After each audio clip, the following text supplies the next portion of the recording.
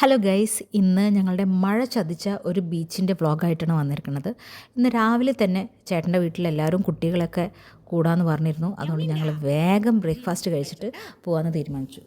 ടുട്ടുവിന് oats ഭയങ്കര ഇഷ്ടമാണ്. ഇന്ന് രാവിലെ ഞാൻ ഓട്സിൽ ക്യാരറ്റ് ഇട്ടിട്ടാണ് ഞാൻ ജസ്റ്റ് കുറുക്ക് പോലെ ആക്കിയിട്ട് അവന് കൊടുത്തതാണ്. അങ്ങനെ ആകുമ്പോൾ അവൻ തനിയെ ഇതുപോലെ സ്വയം ഇപ്പോൾ കഴിച്ചു തുടങ്ങി. ഇഷ്ടമുള്ള ഫുഡാണെങ്കിൽ ഇതുപോലെ ചെറിയ ചൂട് വേണം കേട്ടോ. ചൂട് എന്തായാലും അവന് നിർബന്ധമുണ്ട്. തണുത്ത് കഴിഞ്ഞാൽ പിന്നെ വലിയ ടേസ്റ്റും ഉണ്ടാവില്ല, അവൻ കഴിക്കുകയില്ല. ഇതാണെങ്കിൽ അവൻ്റെ ഇഷ്ടം പോലെ അവൻ ആദ്യം കഴിച്ചിട്ട് പിന്നെ ബാക്കി ഞാൻ കോരി കൊടുക്കും. ഇപ്പം അങ്ങനെയാണ് ശീലിപ്പിച്ചിരിക്കുന്നത്.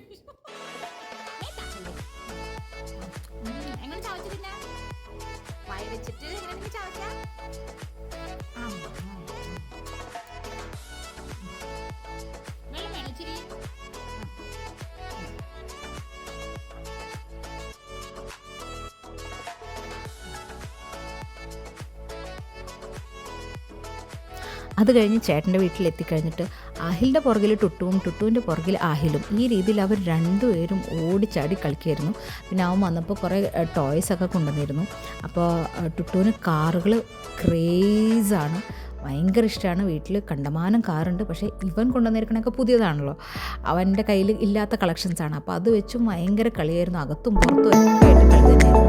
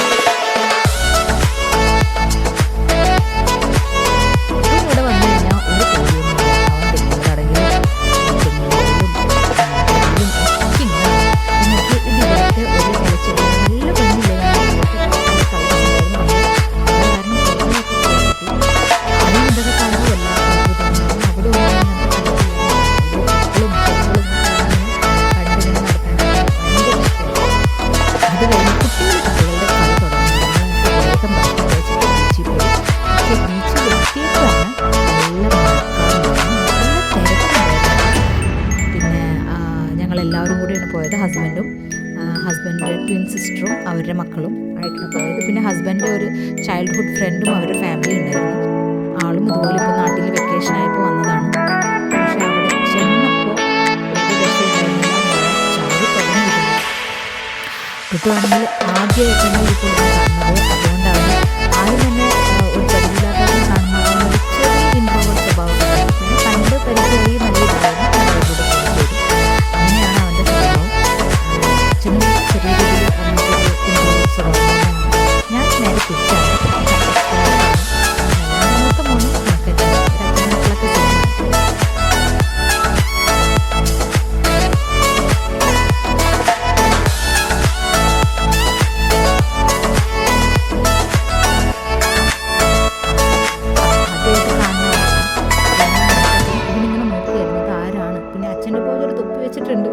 ആ ഒരു രീതിയിലൊക്കെയാണ് അവരിങ്ങനെ നോക്കുന്നുണ്ടായിരുന്നത്. പക്ഷെ പിന്നെ കുറച്ച് കഴിഞ്ഞപ്പോൾ ആൾ കുറച്ചൊന്ന് കൂട്ടൊക്കെ ആയിട്ടോ.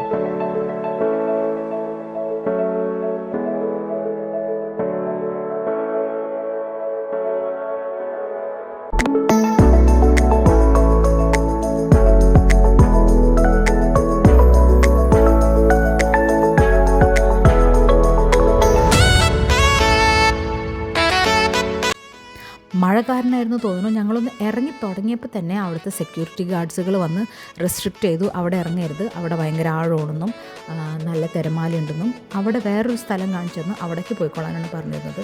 അത് പൊതുവേ അങ്ങനെ പറയാറുണ്ട്. പക്ഷേ ഇത് എന്താണെന്ന് അറിയണ്ട, മഴ കാരണമാണെന്ന് തോന്നണം. അപ്പോൾ നമ്മൾ അവർ പറയണത് അനുസരിക്കണമല്ലോ. അവർക്കറിയാമല്ലോ മഴയുടെ ഇതൊക്കെ കാണുമ്പോൾ. ഇന്നങ്ങനെ ഇറങ്ങാൻ സമ്മതിക്കുന്നുണ്ടായിരുന്നില്ല. ഇറങ്ങണവരനൊക്കെ അവർ കയറ്റിക്കൊണ്ടിരിക്കുകയായിരുന്നു.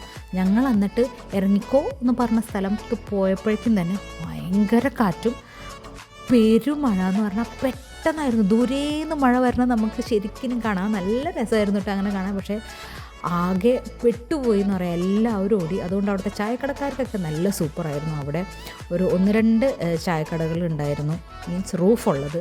അതിലെല്ലാവരും കയറിപ്പറ്റി. ആകെ പെട്ടുപോയി എന്ന് പറഞ്ഞാൽ മഴ നല്ല സൂപ്പറായിട്ട് പെയ്തു. നമുക്ക് ഇറങ്ങാനോ ഒന്നും ചെയ്യാൻ പറ്റാത്ത അവസ്ഥയായിപ്പോയി. ചെറുതിനാണെങ്കിൽ ബീച്ച് എന്ന് പറഞ്ഞാൽ ഭയങ്കര ഇഷ്ടമാണ്. അവനാണെങ്കിൽ സമ്മതിക്കുന്നുണ്ടായിരുന്നില്ല കയറാൻ. പക്ഷേ മഴ, ഞങ്ങളാണെങ്കിൽ കുടയോ അങ്ങനെ ഒന്നും നമ്മൾ ഒട്ടും എക്സ്പെക്റ്റ് ചെയ്യണില്ലല്ലോ. നല്ല വെയിലായിരുന്നു വീട്ടിൽ നിന്ന് ഇറങ്ങിയപ്പോൾ.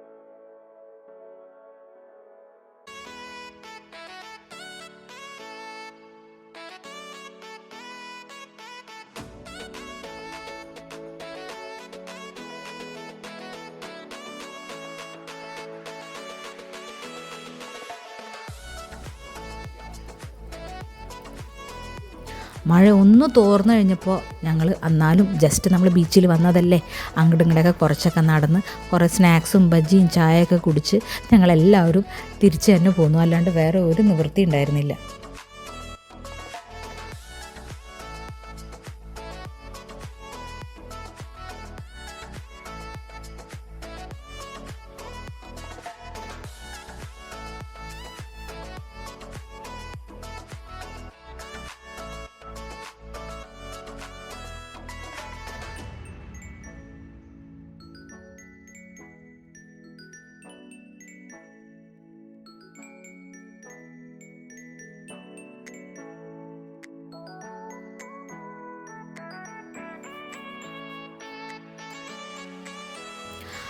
അത് കഴിഞ്ഞിട്ട് വീട്ടിൽ ചെന്നിട്ട് അവിടെയും സ്നാക്സും ഒക്കെ കഴിച്ചായിരുന്നു. ആൾക്ക് വലിയ വിശപ്പൊന്നും ഉണ്ടായിരുന്നില്ല.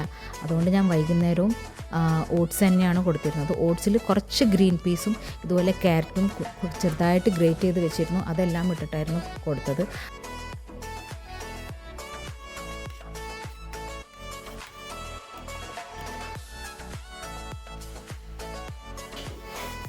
എന്നിട്ടാണത് കായ അല്ല കാറ്.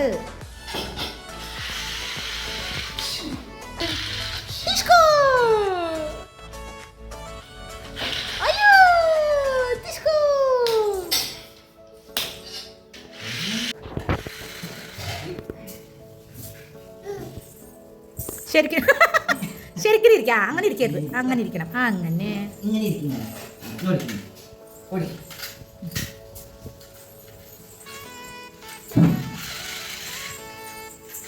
അവനിരിക്കാൻ പറ്റണില്ല, പാവം.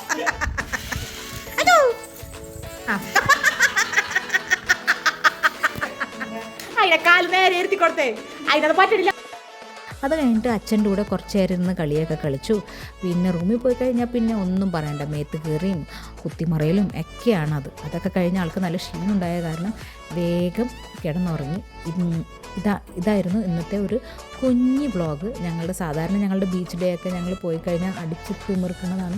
ഇങ്ങനത്തെ ഒരു അനുഭവം വല്ലാത്തൊരു അനുഭവമായി പോയി. അതാണ്. ഉറങ്ങ ടുട്ടുറങ്ങ്, വാ വാവോ വാ വാവോ. പാട്ട് പാടട്ടെ അമ്മ? ഏതാണ്?